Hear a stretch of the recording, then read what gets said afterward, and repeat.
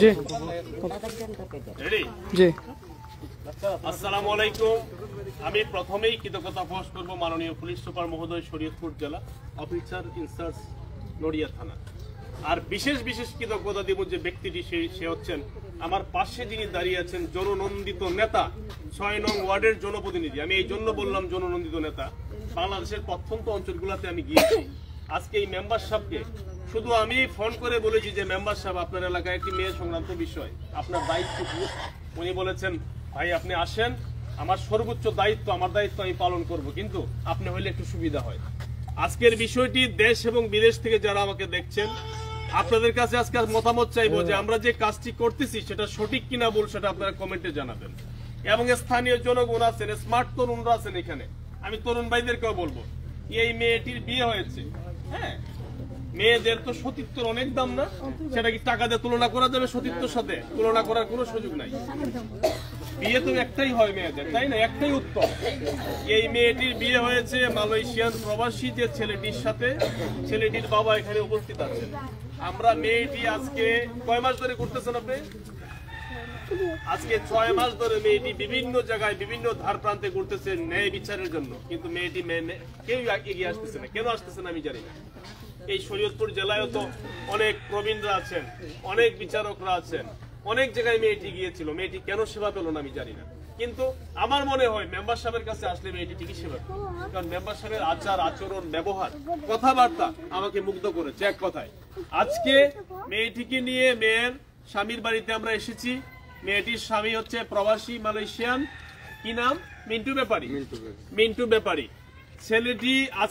ছেলেটি মেয়েটিকে বিয়ে করেছে, বিয়ে করে ছেলেটি মেয়েটিকে আর ঘরে আনতে চাচ্ছে না। আমরা এটার পক্ষে না। আমরা দুইটা জিনিস জানি, একটা হচ্ছে সে সংসার করবে, আর একটা হচ্ছে যদি সংসার না করি পুরুষের কাজ হচ্ছে কি কাবিনের টাকা রিটার্ন দিয়ে দেওয়া, তাই না? আমি বিয়ে করেছি, আমি আমার ওয়াইফকে রাখবো না। পুরুষের কাজ হচ্ছে যে পুরুষ সে তার কাবিনের টাকা দিয়ে বলবে বোন তুমি চলে যাও, তোমার সাথে আমার হবে না। কিন্তু এই আইনগুলাকে আরো নতুন করে প্রতিষ্ঠিত করার জন্য আমি রাষ্ট্রের অভিভাবকদেরকে আমি আহ্বান জানাবো।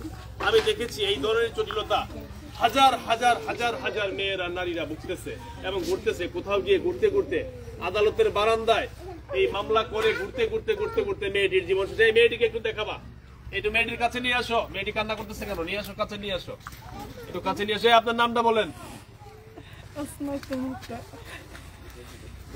আচ্ছা, আমি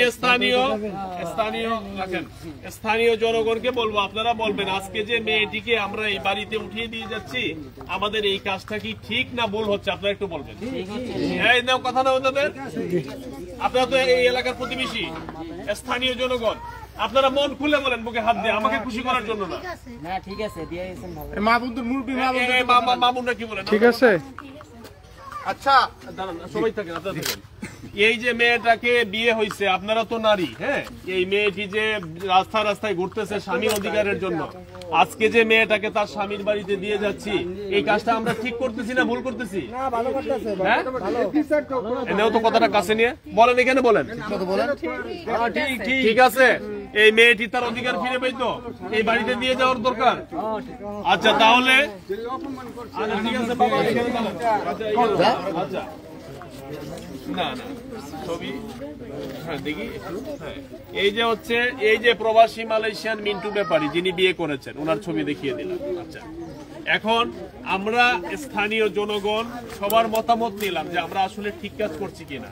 সবাই মতামত দিয়েছে যে আমরা ঠিক কাজ করেছি। মেম্বার সাহেব কি বলেন? জনপ্রতিনিধি একটু আমি কথা নিতে চাই, একটু বলেন তো আজকে যে মেয়েটিকে আমরা এই বাড়িতে দিয়ে যাচ্ছি সেটা সঠিক না ভুল? একটু বল। না, এটা সঠিক। সঠিক, কারণ একটা মেয়ের ইজ্জত, এটা একটা তার এই ইজ্জত গেলে তার জীবন আর কিছু থাকে না, কারণ তার সম্মানটার জায়গায় আপনি পৌঁছে দিয়েছে। আলহামদুলিল্লাহ। আমি একটি কথাই বলবো যে আমরা এটাও জানি জোর করে সংসার হয় না, হয় ভাই? জোর করে সংসার হয় না। মেয়ে শ্বশুর বাড়িতে থাকবে, ছেলেটি দেশে আসবে, আসার পরে যদি তারা সংসার করতে পারে, আমরা সংসার করার জন্য তাদেরকে আকুল আবেদন জানাবো। কিন্তু কোনো কারণে যদি তাদের মধ্যে মিল মহব্বত না হয়, বন্ডিং না হয়, সংসার না হয়, তাহলে সেটা ছেলে মেয়ে বসে এবং স্থানীয় মুরব্বী বসে, মেম্বারশিপ থাকবে, প্রয়োজনে আমরাও আসবো। তার কাবিনের যে টাকাটা আছে সেটা আলাপ আলোচনার ভিত্তিতে তাকে বুঝিয়ে দিয়ে ছেড়ে দিবে নিয়ম অনুযায়ী, এতে কোনো আমাদের আপত্তি নাই। কিন্তু আমরা বলবো সংসার করাটা উত্তম, সংসার করুক। আপনি ক্যামেরায় দেখাবেন মেয়েটির স্বামীর বাড়ি থেকে উঠবে, আসেন এই শ্বশুর গ্রহণ করে নেবেন আপনি মেয়েটিকে। এই যে হচ্ছে শ্বশুর, এই যে শ্বশুর বউকে বরণ করে নিচ্ছে, উনি অত্যন্ত ভালো মানুষ, আমার গুরুজন, আমার মুরব্বী। আপনি যে নিয়েছেন এই জন্য আমি খুশি হয়েছি। নিশ্চয় ঠিক আছে, আমাকে পছন্দ হয়েছে, এটা ঠিক আছে। তো কত হইলে আমাকে বিচারটা পেলাম বাবা, আপনি যে বরণ করে নিছেন এই জন্য আমি খুশি হয়েছি। আব্বা আমার বাসায় দাওয়াত আপনার।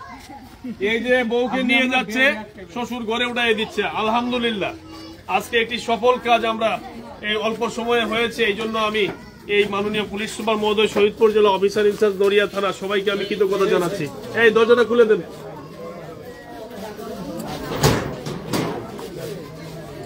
যান, একটা সংসার চূড়া লাগলো, মেয়ে তার অধিকার ফিরে পেল ইনশাল্লাহ। এই লাইটটা জ্বালাই দেন। আচ্ছা যান, নিয়ে যান। বৌমা ঘরে উঠান। বৌমা লক্ষ্মী, ঘরের লক্ষ্মী। বৌমা হচ্ছে ঘরের লক্ষ্মী, ঘরের লক্ষ্মী ঘরে নেন। ঠিক আছে, সবাই ভালো থাকবেন। আমরা আজকে বিদায় নিব। মেম্বার সাহেব একটু দেখাও। আমার দেওয়া লাগবে না।